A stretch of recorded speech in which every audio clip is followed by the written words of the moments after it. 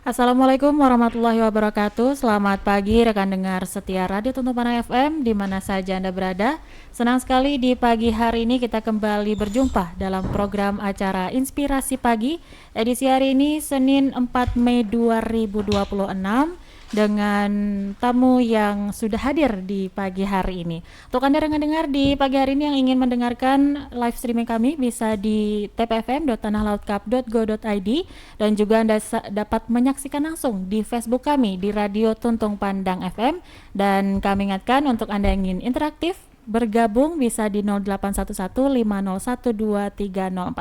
Baik rekan dengar, di pagi hari ini ada tamu siapakah gerangan dan kita akan membahas apakah di pagi hari ini. Mari kita persilakan kepada Bunda Nelly. Silakan Bunda. Baik, terima kasih rekan Rizka. Siap. Assalamualaikum warahmatullahi wabarakatuh. Selamat pagi Tanah Laut. Selamat pagi para pendengar setia Tuntung Panang FM dimanapun Anda berada. Senang sekali pagi hari ini cuaca di Tanah Laut cukup cerah ya, mudah-mudahan cuaca cerah ini juga membawa kecerahan bagi hati dan pikiran kita semua. Kita berjumpa kembali di program andalan kami Talkshow Inspirasi Pagi edisi hari ini Senin. Hari Senin. Ya, kalau kata orang Senin itu adalah hari yang selalu ngangenin gitu ya. Iya. Mantap. Oke. Edisi 4 Mei 2026 ya. Senang sekali juga di Studio 1 Tuntung Pandang FM telah hadir ya para narasumber kita. Ada 4 cowok ganteng dan 1 cewek cantik. Iya. Ya, dari tim kekuatan Dinas Sosial Kabupaten Tanah Laut yang langsung pagi hari ini dipimpin oleh komandannya sendiri ya, Kepala Dinas Sosial Kabupaten Tanah Laut Bapak Eko Trianto Esos. Selamat pagi Pak. Selamat pagi. Iya, apa kabarnya pagi hari ini? Baik, kelihatannya lebih bercahaya akhir-akhir ini.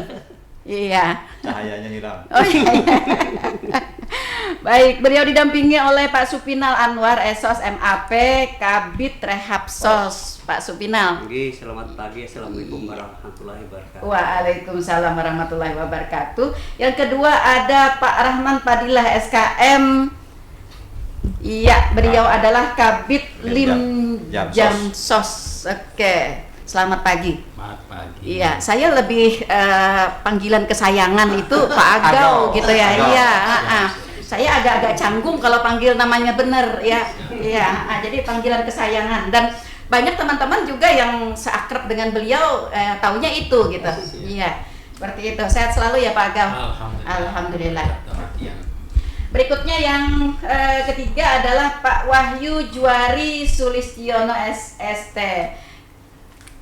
Oke, MIP ya. Oke, beliau adalah PLT Kabid Dayasos. Iya, Oke, selamat pagi. Pagi Bu. Iya, apa kabarnya? Pasti baik Iya. karena kelihatan agak lebih dari yang lain gitu. Iya. Minimal beratnya. Iya. Sama jenggot. Iya, apalagi kalau pas berdekatan dengan kadis gitu ya. K10. Iya. Baik. Oke, dan ya satu-satunya yang cantik ya pagi hari ini adalah Ibu Sukarti SA MS. Beliau adalah Sekretaris Dinas Sosial Kabupaten Tanah Laut. Bu Sukarti, selamat pagi. Selamat pagi. Iya, menyala Bu Sukarti hari ini. Iya, merah menyala. Baik, saudara pendengar, sebagaimana biasa kami menunggu suara Anda di 0811-5012-304. Hari ini kita berbicara ada satu tema yang kalau menurut saya nih kayak ngeri-ngeri sedap gitu ya. Iya. Iya. Yaitu tentang sosialisasi santunan kematian bagi warga miskin ya, khususnya di Kabupaten Tanah Laut. Baik. Pastinya para pendengar masih belum memahami betul mungkin ya secara detail apa sih yang disebut dengan santunan kematian bagi warga miskin ya. Apa yang dimaksud itu, kemudian apa yang mungkin melatar belakangi adanya program ini. Ya, berikut akan dijelaskan oleh Kepala Dinas Sosial Kabupaten Tanah Laut, Pak Eko Trianto, silahkan. Terima kasih Ibu. Siap. Mohon izin. Jadi bahwa sebenarnya untuk program santunan kematian ini merupakan salah satu dari program unggulan Pak Bupati sebenarnya. Oke. Di mana tujuan daripada pemberian santunan itu pertama adalah untuk meringankan beban ahli waris atau keluarga Oke. atas beban biaya terkait dengan kepentingan almarhum atau almarhumah. Kemudian yang kedua, ini juga ditujukan agar untuk meningkatkan partisipasi ahli waris atau keluarga atau masyarakat dalam melaporkan kejadian peristiwa kematian dalam rangka tertib administrasi seperti itu. Oke. Kemudian berapa sih sebenarnya besaran santunan itu? Nah, di mana di dalam pasal 6 di Perbuk, karena kami untuk melaksanakan kegiatan santunan kematian ini didasarkan atas Peraturan Bupati Tanah Laut nomor 109 tahun 2025 tentang santunan kematian bagi warga miskin. Nah, jadi di sana bahwa besarnya santunan kematian adalah sebesar Rp1.500.000 Per orang. per orang. Oke. Ya. Kemudian besaran santunan kematian itu adalah, ini sambil setengah baca ini karena bahasa Jawa. Betul. Untuk penggantian biaya pemakaman dan atau biaya lainnya. Kemudian santunan kematian ini diberikan itu adalah setelah memenuhi syarat-syarat, karena yang mendapatkan santunan ini adalah warga tanah laut. Oke. Seperti itu. Warga tanah laut, warga miskin tadi ya. Tanah laut ya. Oke. Nah, jadi ada beberapa syarat. Pertama itu ada permohonan tertulis. Ada permohonan tertulis dari ahli waris atau keluarga yang diketahui oleh kepala desa atau lurah. Jadi usulannya itu diketahui oleh kepala desa atau lurah. Kemudian melampirkan surat keterangan tidak mampu dari kepala desa atau lurah atau terdaftar pada Ditisen pada desil 1 dan desil 4. Jadi ini desil kita mengacu pada Impres, di mana di dalam Impres 4 tahun 2025 itu bahwa sebenarnya segala bantuan itu harus mengacu juga ke Ditisen seperti itu. Kemudian ada fotokopi KTP atau KK ini, atau KK. Jadi kan kadang-kadang kalau masih kecil mungkin nggak ada KTP ini mungkin. Cukup dengan KK-nya yang meninggal sebanyak 1 lembar. Kemudian fotokopi KTP atau KK sudah tadi ya. Kemudian fotokopi kartu anak kalau misalnya ada. Kalau enggak kartu keluarga tadi. Kemudian fotokopi kutipan akta kematian dari Dinas Kependudukan dan Pencatatan Sipil, atau mungkin untuk mempercepat sementara bisa keterangan kematian dari desa atau kelurahan dulu. Kemudian misalnya ini dalam hal yang meninggal adalah anak yang belum memiliki akte kelahiran, yang menyatakan bahwa anak tersebut adalah anak kandung yang diketahui oleh kepala desa lurah setempat dan disertai surat keterangan lahir, baik itu dari rumah sakit misalnya, dari bidan, karena ini kan dia belum misalnya meninggal waktu kecil, belum dibuatkan akte, ini cukup dari keterangan rumah sakit, puskesmas, klinik atau bidan. Kemudian penerima santunan kematian ini harus ditetapkan, mohon izin, permohonan santunan kematian disampaikan, ini mungkin perlu digarisbawahi dulu, disampaikan kepada Dinas Sosial dalam batas waktu paling lambat 30 hari sejak terbitnya akta kematian. Jadi bukan dari setelah meninggalnya, tapi setelah terbitnya akta kematian. Kalau dari akta kematian, seandainya nggak ada ya surat keterangan kematian tadi, 30 hari setelah itu, misalnya meninggal seminggu baru terbit, terhitungnya berarti dari seminggu itu, dari 30 hari ke depan. 30 hari dari keluarnya akte atau surat keterangan tadi. Jadi kita memberi fleksibilitas lah karena orang miskin tadi. Kemudian penerima santunan kematian ini ditetapkan dengan keputusan bupati. Nah, ini mungkin nanti ini ada penjelasan lebih lanjut nanti, mungkin biar enggak ini di saat penganggarannya nanti ini kami sampaikan kenapa kok harus ditetapkan ke bupati. Mungkin ini ada kaitannya ke penganggarannya nanti. Oke. Kemudian batas waktu pencairan santunan adalah paling lama 1 bulan setelah ditetapkan. Jadi seperti tadi, setelah 1 bulan pengusulan tadi, nah baru selambat-lambatnya. Oke. Setelah pola SK. Ya, oke, seperti itu. Oke. Tetapi ini mungkin perlu juga kita baris bawahi, ini perlu dipahami, ada pengecualian. Tidak semua masyarakat miskin meninggal itu mendapat santunan, ada pengecualian. Oke. Apa itu? Dan Pertama, ada 7. misalnya bunuh diri. Bunuh diri, ini nggak akan bisa kita berikan santunan. Ya. Kemudian hukuman mati atas putusan pengadilan yang telah mempunyai ketetapan hukum tetap. Oke. Kemudian terlibat dalam perkelahian atau tawuran. Jadi ini tidak termasuk dalam klausul hukum yang bisa mendapatkan santunan ini. Kemudian melakukan tindak kejahatan atau kemudian juga akibat penggunaan psikotropika. Nah, ini tidak masuk psikotropika, narkoba, minuman keras, ya. kemudian meninggal misalnya. Ya. Ini kalau ternyata hasil visum atau ini menyatakan seperti itu, kita tidak bisa meninggalnya karena itu karena begitu itu ya? tidak Oke. bisa. Kemudian masuk dalam program perlindungan jaminan sosial BPJS ketenaga kerjaan. Jadi ini tidak bisa double kan artinya. Ya. Oke. Kan kita sudah ini ya. Kemudian kecelakaan yang ditanggung oleh jasa harja. Nah, ini tidak mendapatkan santunan untuk ini. Oke. Lalu bagaimana sih sebenarnya proses pengusulannya yang terkait dengan penetapan tadi?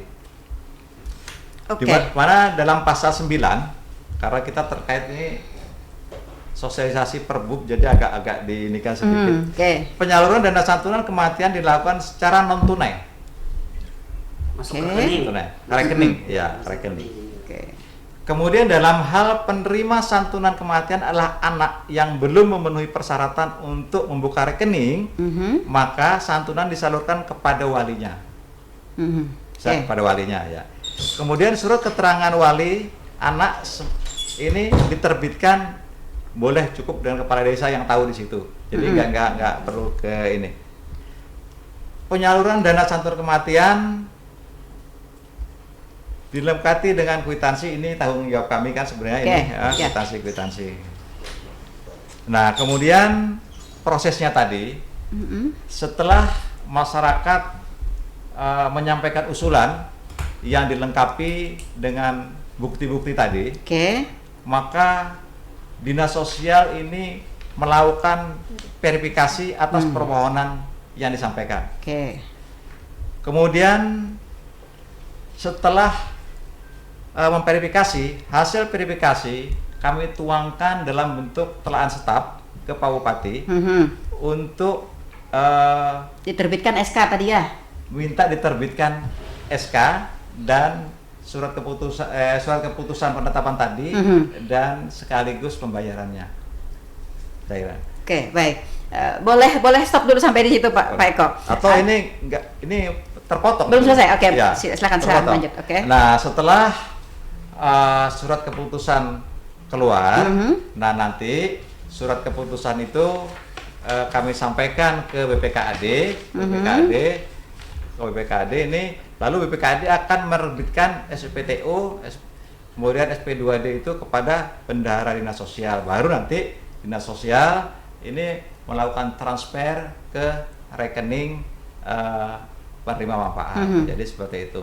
Dan ini menggunakan anggaran WDTD. Jadi anggaran ini tidak di regulernya Dinas Sosial, tetapi anggaran ini berada pada anggaran BTT yang ada di pemerintah daerah, khususnya di BPKAD, tapi kami minta ke sana untuk pencairannya. Seperti itu. Oke, baik, Pak. Ini kan program ini baru tahun ini ya, baru tahun ini kan ya. Nah, baru tahun ini kita laksanakan begitu. Lalu apa yang menjadi sebuah dasar kita memunculkan program ini, Pak?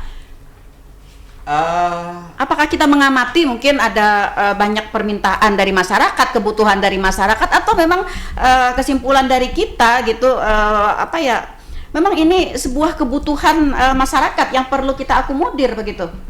Jadi munculnya ini adalah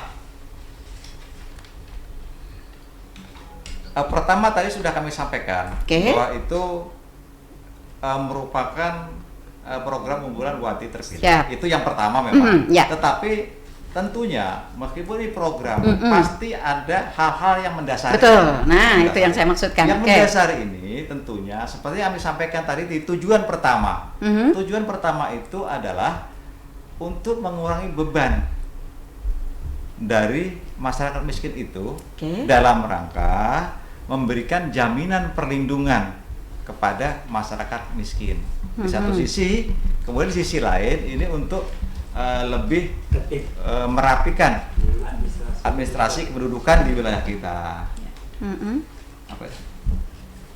Ya, itu jaminan perlindungan sosial tadi. Kalau dalam istilah kami itu jejaring pengaman sosial.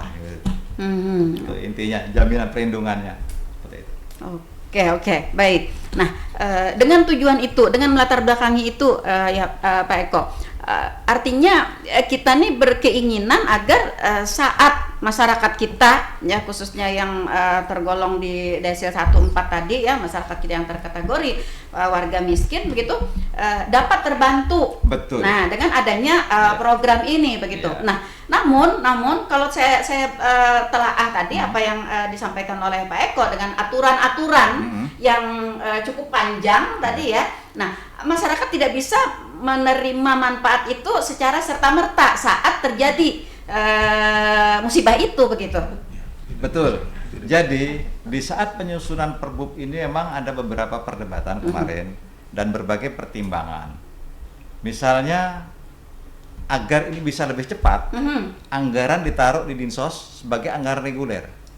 Tetapi kan kita tidak bisa menghitung berapa tahun ini orang yang meninggal. Betul. Nah, makanya dengan berbagai pilihan, pertama tadi kalau misalnya reguler, kalau lebih kami silpa. Ya untung-untung kalau silpa nggak masalah, kami paling realisasi kan gitu. Tetapi kalau kurang, nah makanya ada pilihannya adalah menggunakan anggaran BTT seperti itu. Ya walaupun agak panjang sedikit, tetapi aman seperti itu. Iya, oke. Jadi ini berbagai pertimbangan saat penyusunan, baik itu dari BKD, hukum, semua ini akhirnya ke BTT. Oke, baik. Karena nggak mungkin kita bisa menghitung tahun ini 100 orang yang meninggal, nggak mungkin. Artinya ketika kita misalnya menganggarkan secara kalau bahasa keuangan itu gelondongan begitu ya? Enggak, bisa. Gelondongan misalnya apakah ketika dana itu tidak terserap akan berakibat atau ketika dana itu nanti full atau kekurangan begitu akan berakibat begitu? Di samping itu begini, bahwa sesuai dengan Perbup 79 itu kalau anggaran itu reguler itu harus by name address. Nah, kalau itu menggunakan by name address, nggak mungkin kita menghitung si A itu besok meninggal, si B meninggal, nggak mungkin. Makanya jalan tengah yang diambil adalah melalui BTT. Secara aturan kita nggak kena, tetapi untuk membantu masyarakat tetap terakomodir seperti itu polanya. Oke, baik. Saya ke Pak Wahyu ya. Iya, siap Bu. Ya, ke Pak Wahyu, Kepala Bidang PLT. Ya, Daya Sos. Ya, pemberdayaan sosial gitu ya. Oke, baik. Menyimak apa yang tadi disampaikan oleh Pak Kepala Dinas ya, bahwa proses dari mendapatkan santunan kematian bagi warga miskin tadi ada kriteria tertentu dan itu tentunya melewati prosedur. Ya, benar. Nah, melewati prosedur. Lalu bagaimana kita dapat berperan di situ agar mungkin prosedur ini dapat lebih cepat? Kita kadang-kadang paham dengan masyarakat kita. Kalau untuk mungkin berurusan untuk memenuhi persyaratan-persyaratan yang lain sebagainya, mungkin agak mungkin tidak tahu akses atau mungkin tidak ada waktu atau mungkin agak bagaimana begitu. Nah, lalu bagaimana kita dapat memenuhi agar program ini dapat sampai ke masyarakat secara maksimal begitu. Oke, jadi begini Bu. Jadi tentang program santunan kematian bagi warga miskin ini itu ketentuannya desil 1 sampai dengan desil 4. Oke. Tapi ada hal yang bisa mendasari sehingga orang itu mendapat, yaitu keterangan miskin dari kepala desa ataupun dari yang berwenang. Oke. Misalnya dia tidak terdaftar. Tidak terdaftar. Di sini kami membuat sistem Bu.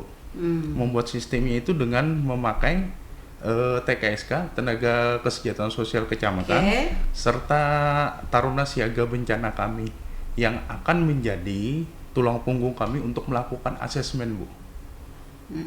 Jadi mereka itu kami turunkan dengan brosur yang sudah kami persiapkan, asesmennya bagaimana untuk mengetahui bahwa orang itu memang layak. Jadi mereka nanti akan ground checking atau turun ke lapangan atau home visit ke rumahnya masing-masing. Setelah ada permohonan? Ya, setelah ada permohonan. Jadi tidak serta-merta surat kematian ataupun keterangan miskin itu bisa langsung oke. Jadi kami akan melakukan verifikasi secara mendalam Bu. Memang itu layak atau tidak mendapatkannya.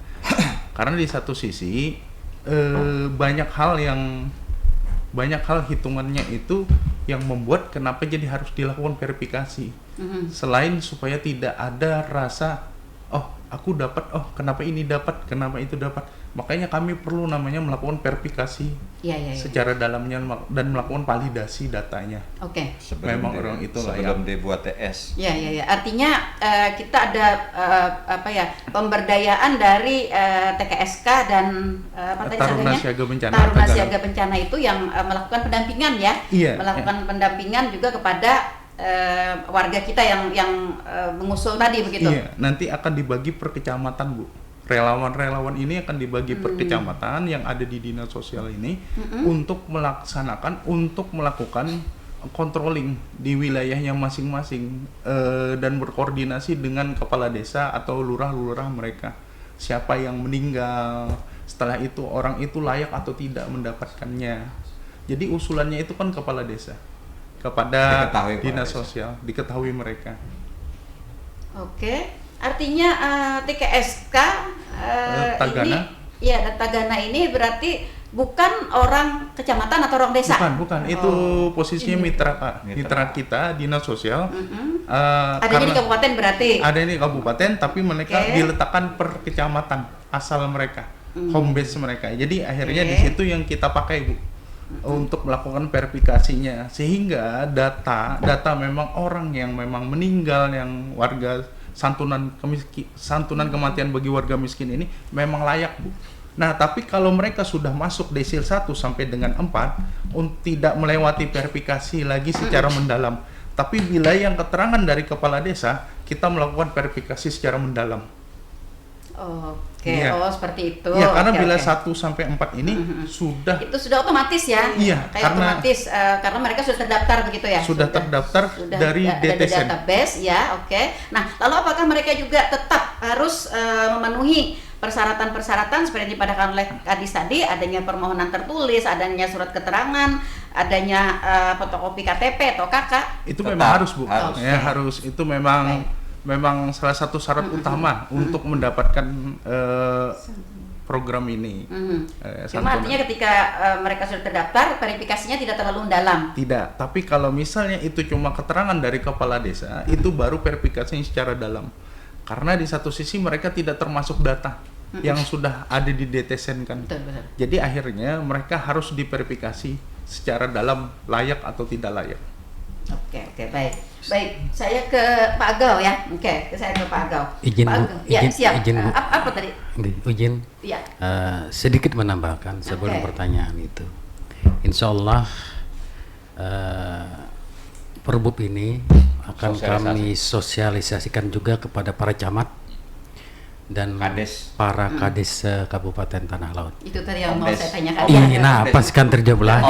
Karena sama dengan Obdes operator desa. Kenapa kaitan tadi dengan pernyataan dari Pak Wahyu kan harus diketahui oleh para kades. Betul. Nah, insya Allah kita tinggal menunggu jadwal dari pimpinan Insya Allah akan kita sosialisasikan kepada para camat se-kabupaten dan para kades se-kabupaten. Demikian tambahan itu dari yang tadi ingin saya sampaikan. Berarti kan usah ditakutkan lagi boleh. Iya, nah karena memang peraturan ini kan pertama peraturan baru ya, peraturan baru, kemudian dia juga menyentuh langsung kepada kepentingan masyarakat. Nah sehingga kita pun harus kalau perlu mungkin piece to piece ya dengan masyarakatnya begitu. Nah seperti itu sehingga mereka mengerti betul ya apa yang harus mereka penuhi ya untuk mendapatkan akses dari program ini begitu. Sehati kayaknya boleh kita lihat. Nah itu dia Pak Gau kalau ya. Baik Pak Gau, selain kita mensosialisasikan, ini kan sudah bulan ke Januari, Februari, Maret, April, masuk Mei lah ya. Sudah bulan kelima ya kita mensosialisasikan ketentuan ini. Artinya kita belum melaksanakan kan ya Pak ya, belum ada pelaksanaan kan ya, hanya sosialisasi. Nah, bagaimana kita program dari Dinas Sosial sendiri, khususnya dari bidang Pak Agau, untuk kita mempercepat, mengakselerasi ya program ini agar masyarakat secara keseluruhan bisa maksimal mengetahui dan bahkan juga dapat memanfaatkan semaksimal mungkin. Mungkin ini izin Bu, mungkin ini salah satu dengan cara kita menyampaikan lewat radio ini yang pastinya sangat bermanfaat bagi warga yang mendengarkan pada hari ini.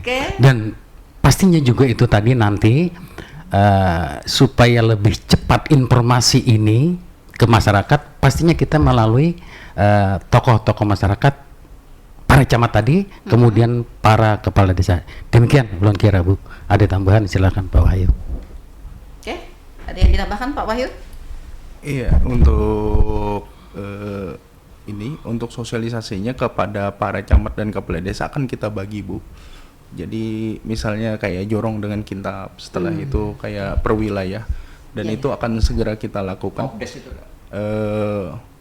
Antara kepala desa ataupun operator desanya, karena mereka harus mengetahui program ini. Iya, betul. Setelah itu juga ke rukun-rukun kematian mungkin Bu. Iya, itu yang tadi ingin saya sampaikan. Kepala desa nanti berkewajiban ya untuk menyampaikan mungkin kepada ketua RT, ketua RW, ketua rukun kematian yang ada di desa mereka agar kita dapat mengakselerasi ya penyampaian dari informasi ini begitu. Sehingga jangan sampai ada nanti sudah masyarakat kita sudah ada yang meninggal, sudah banyak begitu ya, tapi akses dari program ini belum didapatkan seperti itu. Iya, makanya ini dari awal tahun kemarin ingin dilakukan Bu, tapi karena keterbatasan dan keadaannya pada saat itu kita masih full dengan penanganan bencana banjir pada saat itu, akhirnya masih tertunda. Ini akan segera kita lakukan untuk sosialisasinya kepada masyarakat dan para camat maupun para kepala desa agar bisa dimengerti tentang santunan kematian bagi warga miskin ini. Iya, betul sekali. Oke, baik, saya ke Pak Supinal. Pak Supinal, santunan kematian bagi warga miskin ya, bagi warga miskin. Tadi yang disebutkan oleh Pak Wahyu tadi, yang utamanya adalah mereka yang terdaftar di desil ya, 14 ya Pak Wahyu ya. 1 sampai dengan 4. Ya, 1 sampai dengan 4, 114 saya tulis. Oke. Nah, kemudian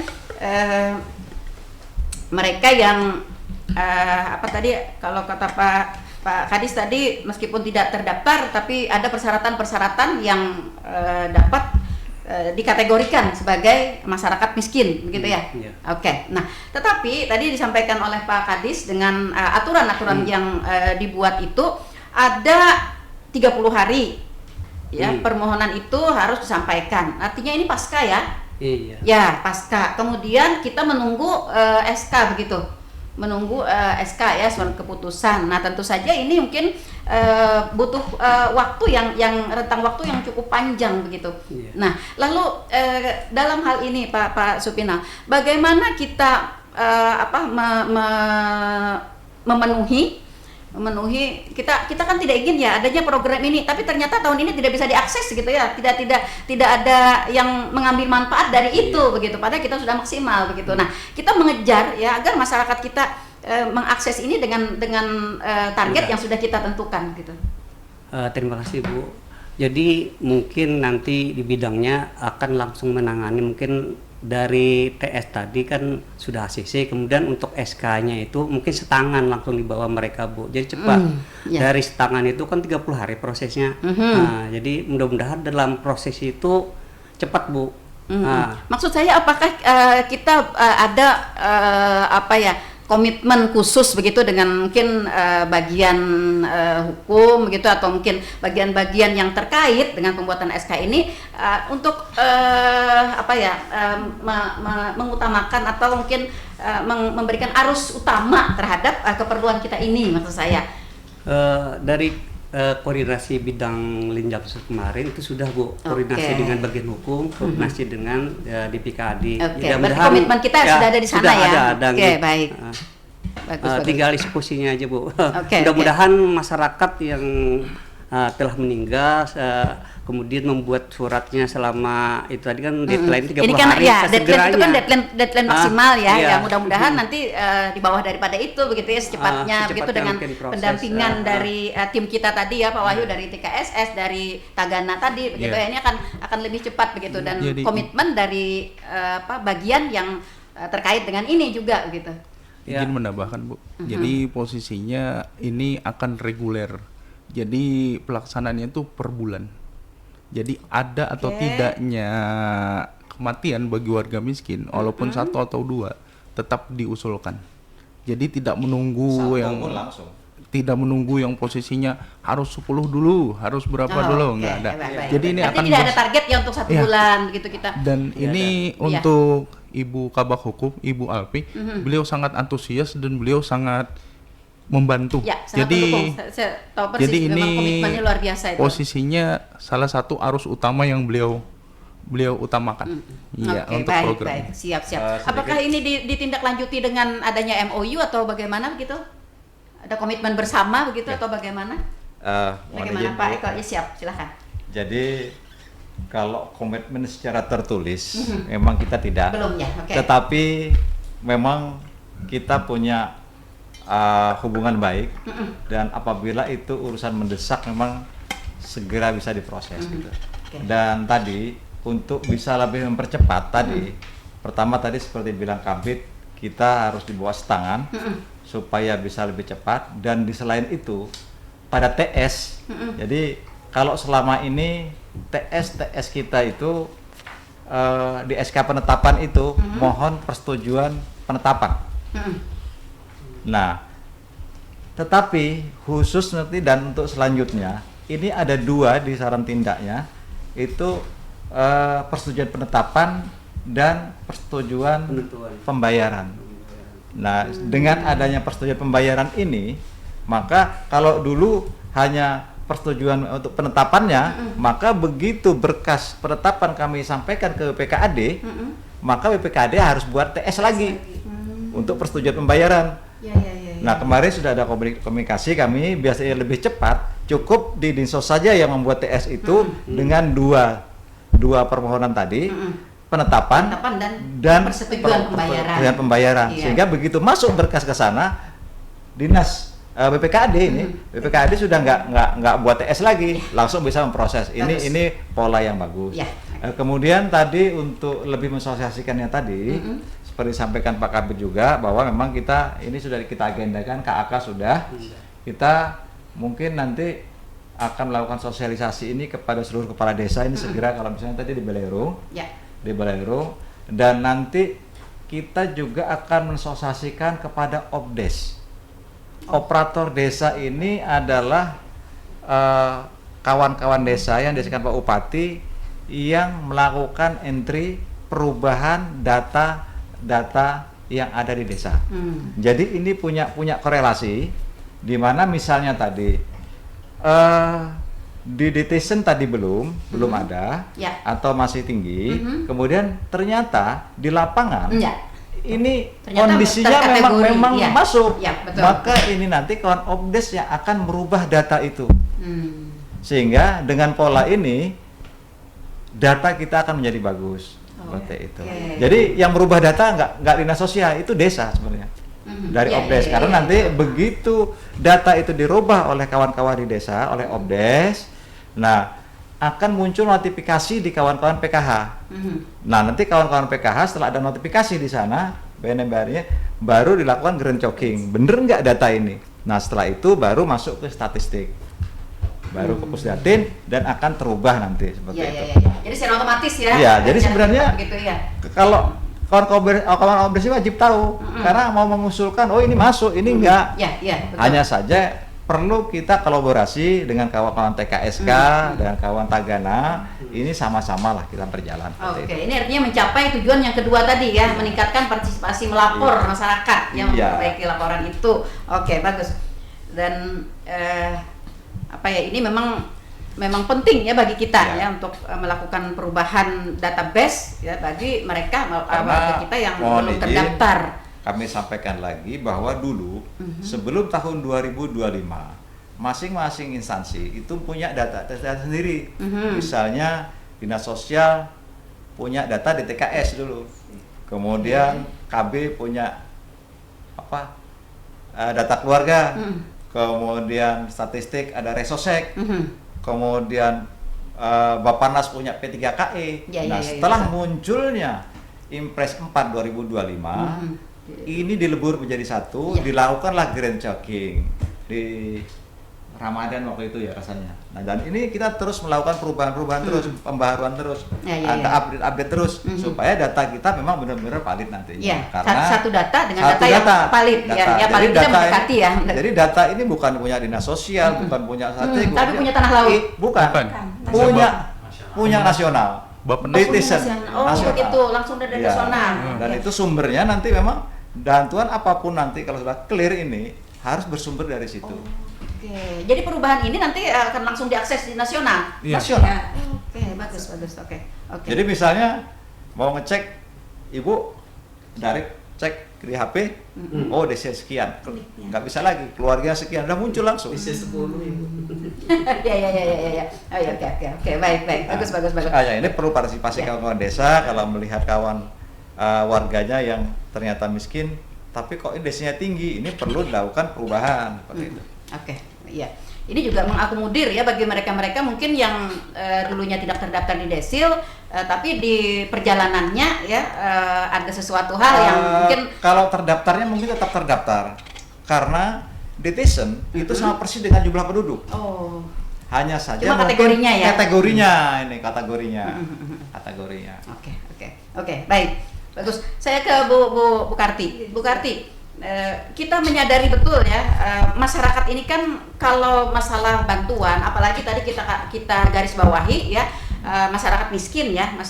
Artinya bantuan ini sangat diperlukan oleh masyarakat dan pengennya itu cepat karena kita bisa membayangkan sendiri nih saat kita terjadi kepedihan itu begitu ya kan seperti itu. Tadi komitmen sudah kita lakukan begitu. Nah, lalu apakah juga ada upaya kita? Karena begini, Bu Karti juga lama di bagian hukum ya. Kita tahu pekerjaan bagian hukum ini banyak sekali begitu ya, berkas dan tumpang tindih banyak sekali begitu. Nah, apakah juga kita nanti akan melakukan pengkodean begitu atau mungkin sesuatu yang dari jauh sudah terlihat ini yang butuh segera dari Dinas Sosial nih berkenaan dengan santunan kematian bagi warga miskin. Misalnya ada kodenya tertentu begitu. Iya. Mungkin itu nanti di bagian hukum untuk mengatur pengkodean dan sebagainya. Cuma kalau kami dari Dinas Sosial mungkin nanti kita punya keinginan untuk membuat inovasi supaya ini lebih cepat dan masyarakat itu tidak perlu kesana kemari di tempat aja sudah bisa memasukkan usulan permohonan santunan kematian ini. Nah, mungkin perlu adanya aplikasi. Nah, untuk aplikasi nanti akan kita bicarakan bersama. Untuk gagasan awal sudah ada. Sehingga ketika orang meninggal, kemudian keluarganya mungkin sudah memproses pemakaman dan sebagainya. Setelah selesai, mungkin sudah terpikir, oh ini bisa diusulkan di santunan kematian. Kemudian menguruslah mungkin akta kematian ataupun surat keterangan kematian dari aparat desa atau kepala desa. Nah dari situ kemudian ada aplikasi ini nanti bisa diupload di situ, sehingga tidak usah pergi ke dinas sosial atau minta tolong kepada TKSK. Nah, kami gagasannya seperti itu sebenarnya. Ya, jadi mudah-mudahan dengan nanti kita sambil sosialisasi tadi, kemudian aplikasi ini bisa kita wujudkan, kemudian nanti pelan-pelan kita gunakan, kita sebarluaskan kepada masyarakat untuk menggunakan program santunan kematian ini melalui aplikasi. Nah ini masih dalam gagasan Bu. Iya. Karena ini program baru juga. Jadi kita sambil jalan sambil melakukan evaluasi begitu ya. Nah, sebenarnya kalau dalam bayangan saya begitu kan pada saat terjadi ya kematian itu begitu. Diharapkan bisa segera gitu. Betul, ya. Tapi karena kita punya prosedur ya, ada ketentuan-ketentuan yang harus dipenuhi. Nah, maka juga masyarakat kita juga harus memahami itu. Betul. Ada prosesnya. Iya. Karena kalau prosesnya nanti seperti yang disampaikan Pak Kadis tadi, setiap bulan. Jadi setiap bulan tidak usah menunggu setiap kejadian. Setiap kejadian. Setiap kejadian. Artinya bukan setiap bulan kan ya dikumpul setiap bulan yang disampaikan oleh Pak Wahyu. Iya, jadi setiap kejadian kita segera melakukan. Begitu usulan masuk, langsung verifikasi. Dan mungkin prosesnya bukan sampai 2 bulan, 1 bulan atau 2 bulan, mungkin seminggu bisa selesai. Ya, nah itu tadi maksud saya.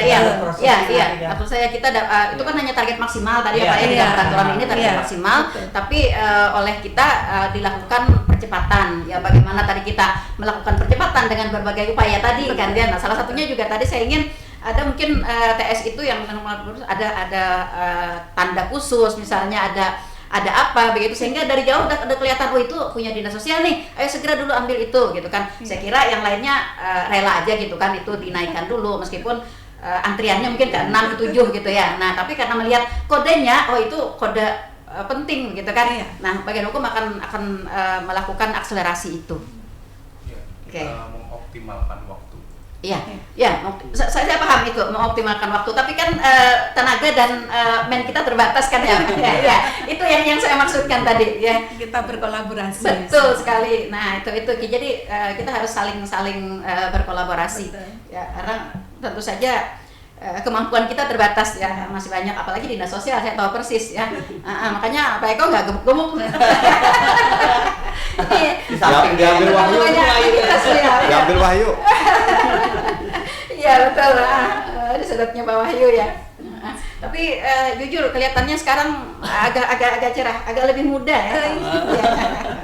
Baik. Saudara pendengar, kami ingatkan kembali ya, silahkan bergabung bersama kami di 0811 5012 304 ya. Jangan lewatkan kesempatan ini sehingga masyarakat kita dapat benar-benar memahami apa yang menjadi program dari Dinas Sosial dari pemerintah Kabupaten Tanah Laut, dalam hal ini Dinas Sosial Kabupaten Tanah Laut mengenai santunan kematian bagi warga miskin. Baik, Pak Eko, saya kembali ke Pak Eko. Pak Eko, bagaimana kita dapat memonitoring Pak bantuan ini digunakan atau diperuntukkan sesuai dengan apa tadi yang Pak Eko sampaikan? Yang jelas bahwa seperti disampaikan Pak Wahyu tadi, kepanjangan tangan kita sebenarnya di tingkat desa ada TKSK tadi. Nah mereka yang lebih tahu di sana. Dan selain itu mungkin kita bisa lebih nanti minta bantuan dengan kawan-kawan PKH juga. Jadi selain TKSK, kami juga punya PKH. Di sanalah mereka yang bisa memonitoring evaluasi. Jadi pasca diterima oleh bantuan itu begitu ya, tapi terus dimonitoring juga. Diarahkan. Ya kan memang itu hanya untuk meringankan beban ya. lah intinya. Oke, betul sekali. Tapi kan kita berharap itu memang benar-benar ya. digunakan sesuai dengan peruntukannya. Jangan beli pulsa. Nah itu dia ya. Kita khawatirnya karena udah pasca gitu ya. Pasca, apalagi mungkin sudah kalau bahasa Banjar ini sudah ranai gitu ya. Nah sudah terpenuhi mungkin yang lain-lainnya. Nah itu yang juga kita. Jadi saya ingin mengingatkan juga nih kepada masyarakat yang menerima itu, artinya dapat digunakan dengan sebaik-baiknya sesuai dengan arahan dari Dinas Sosial Kabupaten Tanah Laut. Ya jangan digunakan kepada hal-hal yang lain di luar itu seperti paling itu. ada untuk menyelawi. Ya, kan masih banyak masih ya. panjang. Betul sekali. Nah itulah yang harus kita dampingi ya masyarakat kita dampingi agar memang program kita ini benar-benar tepat sasaran. Itu ada pertanyaan kadang-kadang yang meninggal misalnya orang tuanya miskin, termasuk desil 1 sampai dengan 4. Tapi rupanya ahli warisnya dalam keadaan mapan atau berkeadaan. Bagaimana? Di satu sisi untuk posisinya korban dalam artian yang berhak menerima ini ibu atau bapaknya yang meninggal itu memang berhak menerima. Nah kita kembalikan lagi ke ahli waris. Apakah mau mengambil atau tidak gitu kan? Dalam artian apakah layak mengambil hal seperti ini? Nah kita kembalikan seperti itu lagi. Karena yang menerima ini bukan yang meninggal, tapi ahli waris. Nah, di satu sisi itu perlu kecermatan kita, Bu.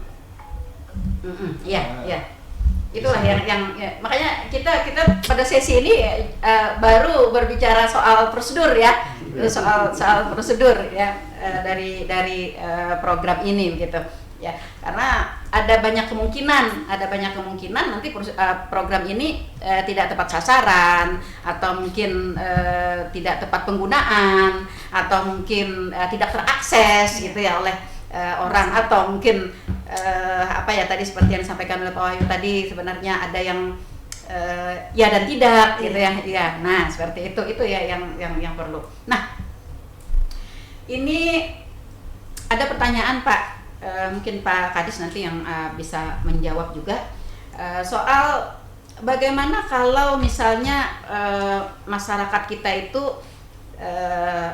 sudah meninggal, tapi mungkin ada sesuatu hal yang ia tidak dapat melakukan permohonan seperti yang ditargetkan waktunya ya. Tapi memang yang bersangkutan memang benar-benar orang yang terkategori di bawah garis kemiskinan begitu. Nah, apakah ada klausul yang pembolehan begitu atau apa begitu yang sekiranya ini dia dapat masuk dalam penerima bantuan kematian ini? Kalau aturan, mungkin aturan itu karena ini sudah sesuai Perbup, maka mungkin tidak bisa. Tetapi kalau pengen juga, mungkin yang bisa diubah adalah akta kematiannya, keterangan kematiannya mungkin, supaya cukup waktunya kan seperti itu. Nah kalau kami melakukan kebijakan perpanjangan, maka artinya kami salah, tidak sesuai dengan aturan kan seperti artinya itu. Di dalam Perbup klausul itu tidak dimungkinkan. Tidak dimungkinkan. Tetapi kalau pengen juga, kan tadi 30 hari setelah terbitnya keterangan akte atau keterangan. Ya, buat aja itu tanggalnya. Jadi di situ yang paling yang bisa ya. Artinya kami tidak salah kalau seperti itu. Karena begini Pak, ada tadi malam ya bincang-bincang teman-teman. Kan setelah terbitnya. Ya betul. Warga kita ini kan banyak orang luar gitu ya, yang apakah yang transmigrasi atau apa gitu. Nah ada keluarga yang di luar daerah kita begitu. Nah lalu ketika terjadi musibah ya kematian gitu, ini dibawa karena mungkin ada keluarga di sana gitu ya, nah dibawa ke sana. Nah mereka kan kembali ke sini lama begitu. Nah itu tadi malam yang diperbincangkan, mungkin melewati waktu yang 30 hari ini ya, maklum kan perjalanan jauh kan ya. Nah itu ya, terjawab sudah. Baik. Nah Pak, mungkin ini secara garis besar aja Pak Kadis. Nah ada anggapan atau pemahaman dari masyarakat ya bahwa masyarakat bantuan kepada masyarakat itu tidak dapat diberikan secara perorangan. Nah, lalu bagaimana dengan santunan kematian bagi warga miskin kita? Mungkin itu dengan aturan yang berbeda. Kalau kami hari ini kita bicara masalah satuan kematian, itu perorangan. Dan kami juga punya program bantuan sosial, itu juga perorangan. Kemudian kami juga punya bantuan ekonomi produktif juga perorangan. Tetapi kami punya dasar hukumnya sendiri seperti itu. Jadi kami berpedoman pada Perbup 79, perubahan dari Perbup 28 seperti itu. Berarti ada klausul krusial yang harus dipenuhi. Yang dipenuhi. Seperti itu. Baik. Misalnya di bidang rehab sos, ada bantuan permakanan untuk disabilitas, lansia rentan, bantuan peralatan, perorangan. Bantuan peralatan juga ada. Tapi ngacunya ke Perbup 79 seperti itu. Baik, Pak Kadis, apakah bantuan ini ada pembatasan, misalnya dalam satu keluarga atau perorangan siapa saja begitu, meskipun dalam satu keluarga? Karena kan kita tidak bisa mendeteksi juga ya, misalnya nih pada bulan ini misalnya orang tua, ayah atau ibu begitu, nanti ada lagi begitu, tapi mereka memang terkategori dari desil 1 dan 4 itu. Mungkin kita kurang paham ini maksudnya, atau mungkin misalnya satu keluarga ada 7 orang mungkin. Bulan pertama 1 orang meninggal, ya dapat. Bulan berikutnya 1 lagi meninggal gitu ya maksudnya. Pasti dapat karena sama tetap memenuhi persyaratan. Artinya tidak ada pembatasan ya, dan dalam satu keluarga atau dalam satu waktu, misalnya 1 bulan atau berapa bulan, tapi kita berdasarkan perorangannya. Apalagi dengan situasi seperti ini kan artinya bahkan mereka ini sungguh-sungguh memerlukan bantuan. Betul. Jangan sampai nanti ada yang tapi jangan sampai lah. Tapi kita kan tidak bisa memprediksi tidak bisa prediksi, hanya saja kita melakukan jaga-jaga begitu ya, karena ini seandainya ini terjadi begitu, nah kita sudah punya aturannya seperti itu. Baik. Nah, lalu apakah Pak ketika terjadi musibah, terjadi kematian gitu dari warga kita, khususnya mungkin yang di wilayah yang mungkin sulit akses ya meskipun saat ini mungkin internet di mana-mana udah bisa, tapi tentu ada yang masih tersembunyi, masih tidak termuncul, tidak diketahui begitu. Nah, bagaimana kita dapat menjangkau informasi mengenai masyarakat kita yang seperti ini, Pak Kadis atau Pak Wahyu? Atau Jadi salah satunya dengan sosialisasi dengan radio ini, Bu. Setelah itu nanti dengan kita akan melakukan sosialisasi dengan camat dan kepala desa, operator desa. Itu sudah, saya yakin itu sudah dimungkinkan akan turun sampai ke RW dan RT. Itu sudah yang paling bawah kan, Bu, di RT. Jadi dan saya yakin para kepala desa pun akan mengerti ibaratnya warganya yang meninggal siapa dan yang diusulkan siapa. Karena kan para kepala desa di satu sisi kan menunggu juga informasi ini untuk dapat mengabarkan bahwasanya ada rupanya bantuan kematian bagi warga miskin. Karena memang program ini sebenarnya program yang ditunggu-tunggu ya oleh masyarakat kita, begitu khususnya bagi mereka yang memerlukan. Jadi saya yakin dengan cara ini sosialisasi ini akan berhasil, dan untuk seluruh warga Tanah Laut mungkin akan dapat mengakses informasinya. Apalagi sudah sampai ke Obdes. Karena Obdes itu di desa itu pulang punggung sudah. Data apapun mintanya ke Obdes nanti. Baik. Artinya kita yakin ya. Kita yakin. Baik, saudara pendengar, kami ingatkan kembali Anda untuk bergabung bersama kami di 0811 5012 304 ya. Jangan lewatkan kesempatan ini. Dan ini adalah program unggulan dari pemerintah Kabupaten Tanah Laut, dalam hal ini Dinas Sosial Kabupaten Tanah Laut, yang baru dan perlu dipahami oleh masyarakat kita secara keseluruhan. Baik. Sampai habis.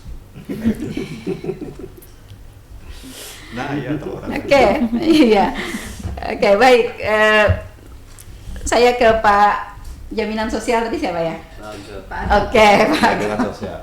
Oke, Kepala Bidang Perlindungan dan Jaminan Sosial, ya kan? Iya.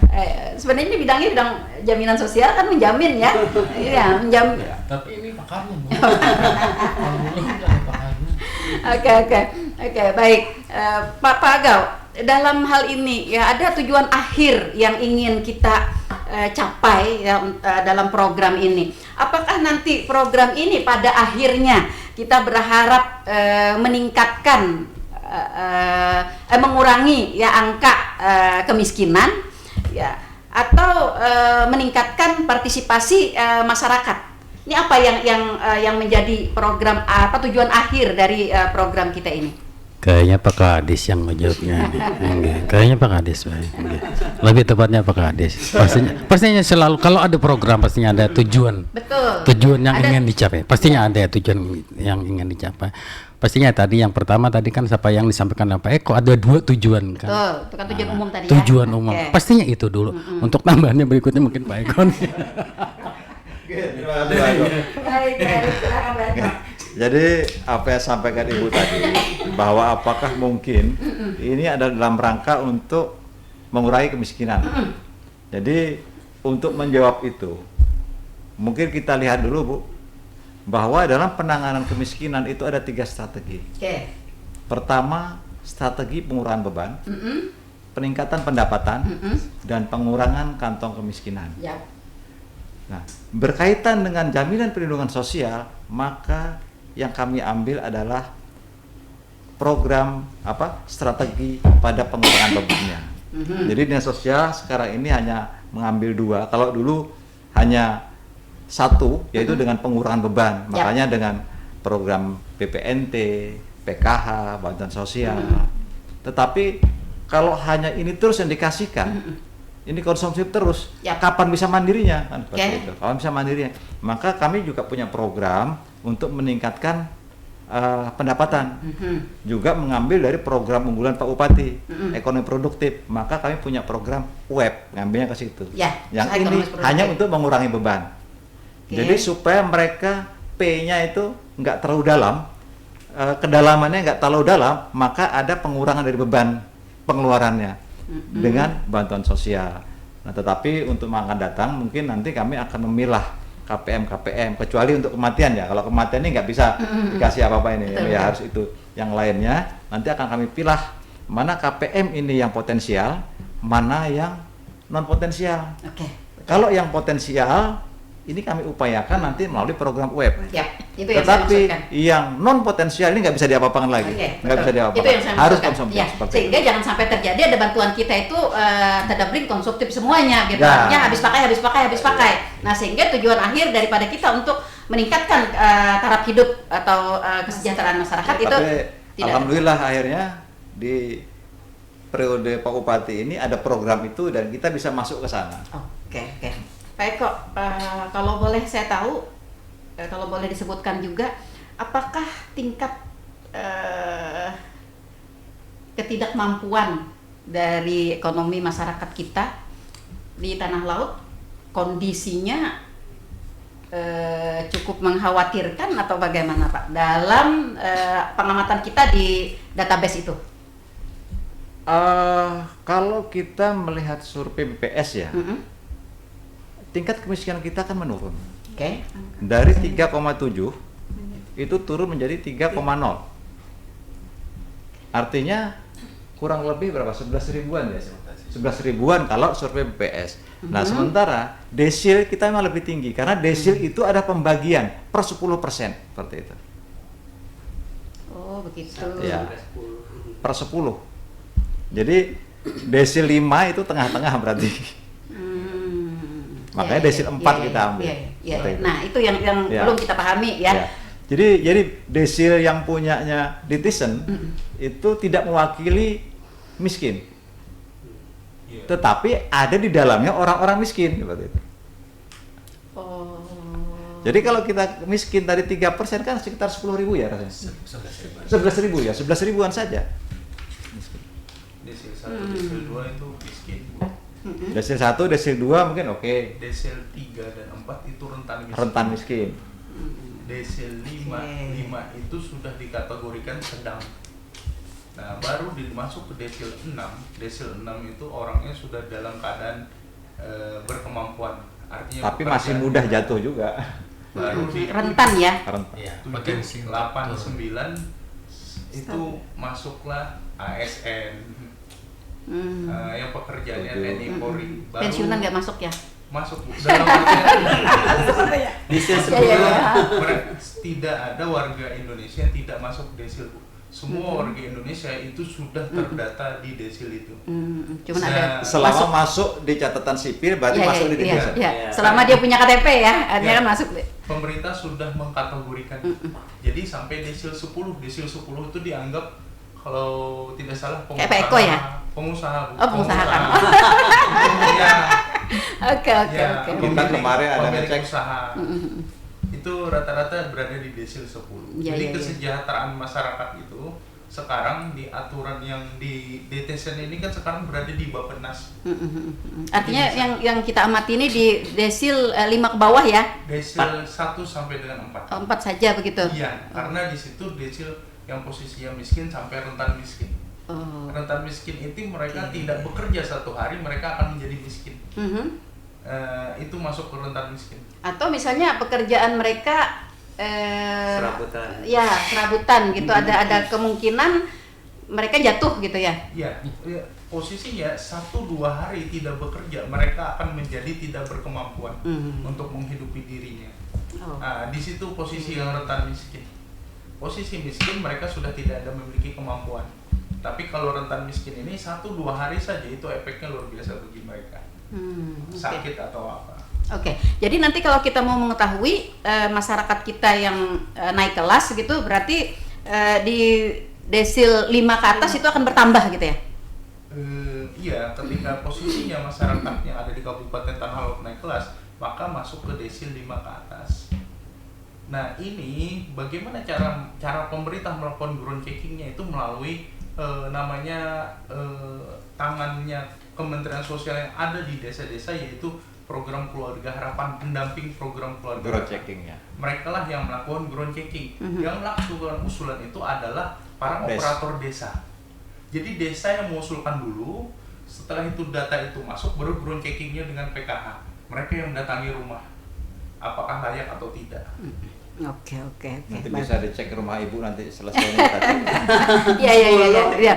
Artinya program kita untuk pendesilan itu udah sangat-sangat bagus ya. Artinya tidak masih perlu, artinya apa? Tapi tetap masih perlu adanya penyesuaian ya, karena kan kita tidak menutup kemungkinan mungkin ada pendatang ya. Kita rilis awal bulan Juli 2025, rilis awal ground checkingnya. Habis itu terus itu perubahan terus. Itu apakah dilakukan secara berkala Pak Eko atau secara terus menerus ada laporan operator desa langsung begitu ada operator desa melakukan perubahan, itu ada notifikasi di kawan-kawan PKH. Nah, kawan-kawan PKH akan turun ngecek ini betul enggak, dilaporkan rumahnya atap seng, bener enggak. Kemudian atapnya kayu, apa tembok, cek lagi. Toiletnya leher angsa misalnya. Jadi semua terbaca di sana. Ada satu tambahan. Ini hal unik sebenarnya. Pemerintah sekarang itu kan menetapkan di NIK ya. Jadi di satu sisi ada misalnya orang tuh sangat tidak berkemampuan masuk desil 1, desil 4, tapi rupanya sering main kayak online shop, beli kayak di marketplace gitu ya.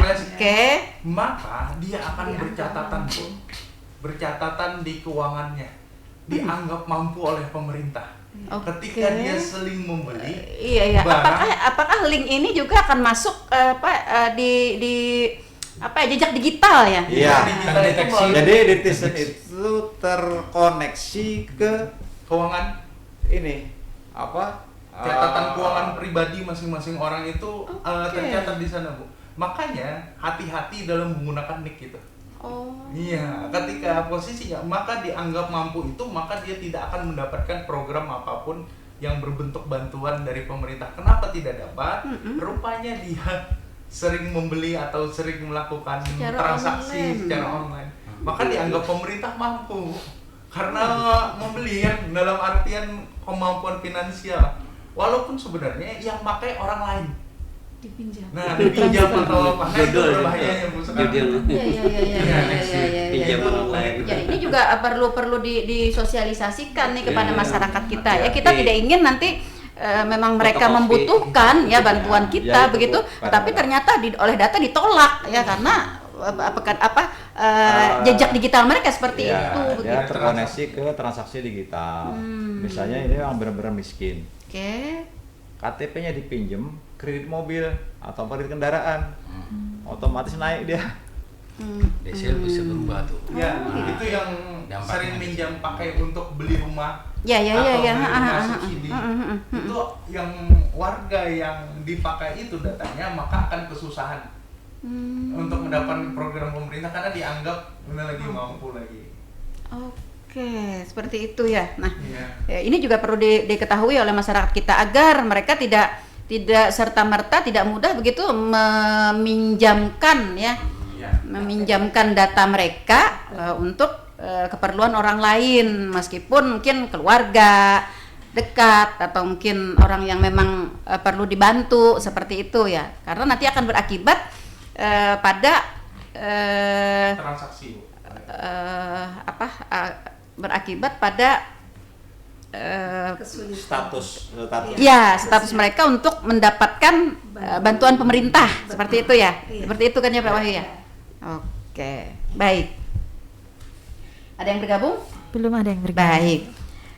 Sepertinya tidak terasa waktu kebersamaan kita sudah berada di zona lewat ya. Kita karena hari ini hanya sosialisasi, jadi kita masih berbicara tentang hal-hal yang global ya Pak ya.